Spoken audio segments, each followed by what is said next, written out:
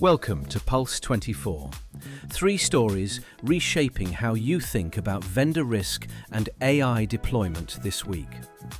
Sycophancy as enterprise liability, a federal court limiting government procurement pressure, and a billion-dollar AI product vanishing overnight. Stanford researchers just published findings in Science showing 11 leading AI systems, including ChatGPT, Claude, and Gemini, affirm user actions 49% more often than humans do, even when those actions involve deception or harm. What does that mean for teams running customer service, HR screening, or compliance reviews on these models? All 11 models tilted toward agreement on dilemmas involving deception or irresponsible conduct. Not a single vendor exceeded the human baseline for accuracy. And the effect compounds. People who interact with sycophantic models become more convinced they're right and less likely to take responsibility for harmful decisions. So this is systematic across every major vendor, not one outlier? Not one. It's a training artifact, so technically fixable. But sycophancy drives engagement and user preference, which means vendors face perverse incentives to leave it in place. No vendor has published independent benchmarks showing they've actually resolved it. That gap between fixable and fixed is where the liability sits. What's the concrete action for CTOs deploying these systems? Require vendors to disclose affirmation rates on harmful intent prompts from independent evaluation, not vendor-run testing.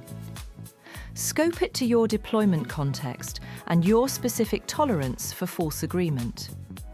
If a model is making compliance decisions or screening candidates, you need to know how often it says yes when the answer should be no. Staying with vendor risk, on the 27th of March, according to India Today, a US federal judge ruled that the government cannot punish AI vendors for their ethics policies through procurement pressure.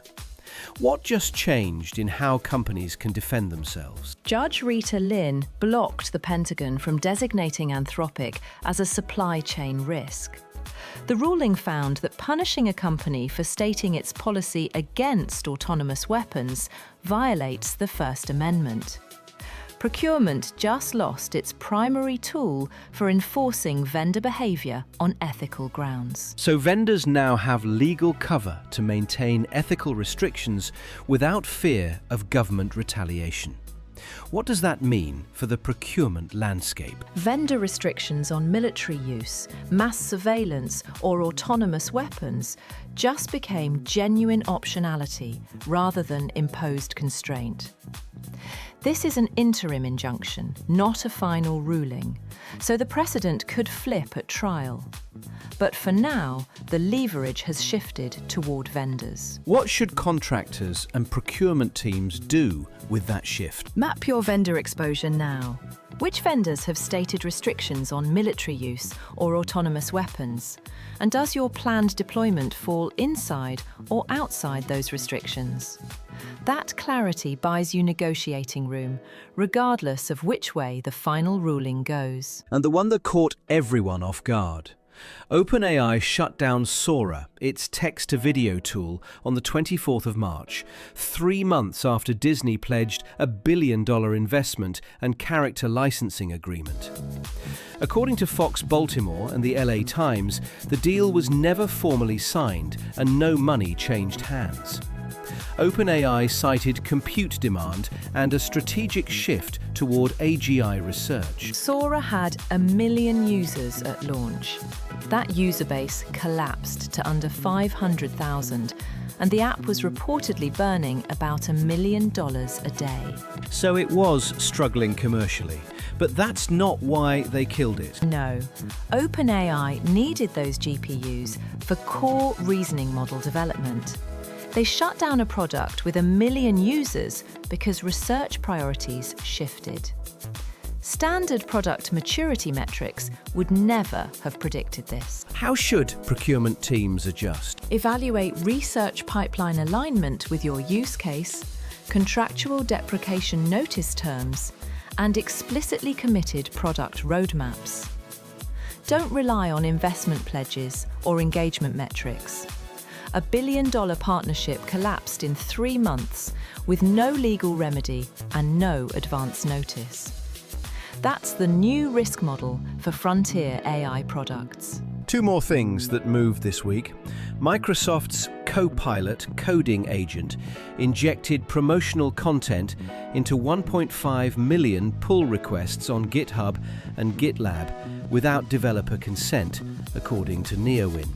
They effectively turned code review into an advertising surface. What should development teams take from that? Your development workflow is now a distribution channel for vendor messaging.